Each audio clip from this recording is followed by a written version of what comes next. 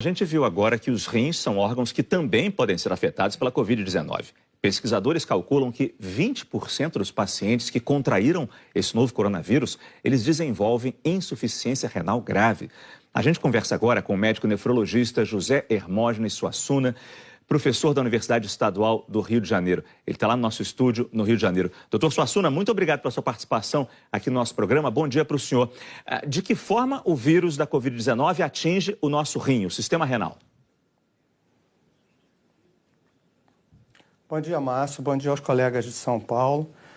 O rim virou um protagonista significativo aí nessa doença, mas quando ela veio para o Ocidente. Os dados iniciais da China não indicavam um risco tão grande de doença renal, apontavam que havia um acometimento renal grave, mas num número menor de pacientes.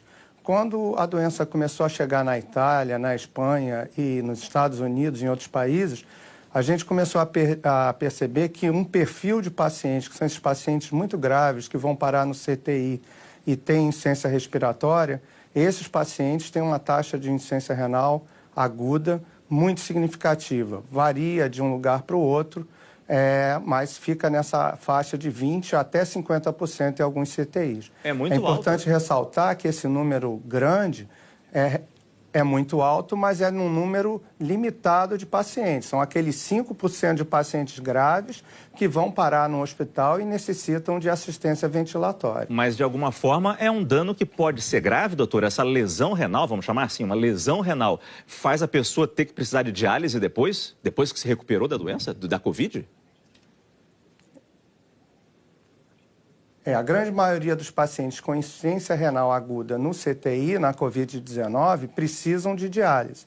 E isso eleva o risco de mortalidade, que já é muito alto nos pacientes que estão sob ventilação mecânica, para algo, em algumas séries, de 80% a 90%. Isso vai variar com várias características, inclusive com a idade dos pacientes, que parece ser um fator de risco muito significativo.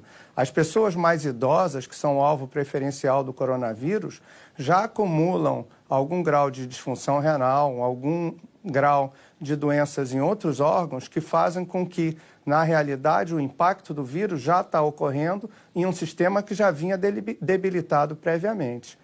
Depois que a doença é superada nos sobreviventes, a gente ainda não tem dados para dizer qual é o risco de longo prazo. Alguns pacientes estão indo para casa ainda em diálise, outros pacientes se recuperam no hospital. Mas a gente ainda não sabe o que isso vai significar daqui a um ano. E a gente fala também, é bom lembrar que os pacientes que já têm problema nos rins, eles já são de grupo de risco, mas por causa da imunidade, né?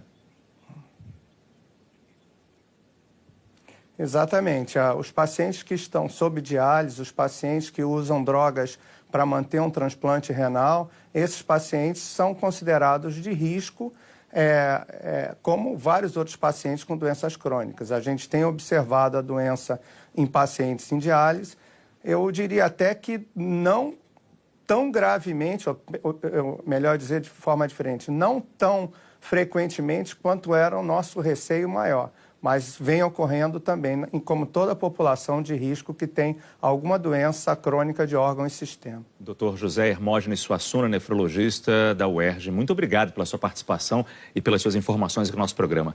Bom dia para o senhor, doutor Suassuna.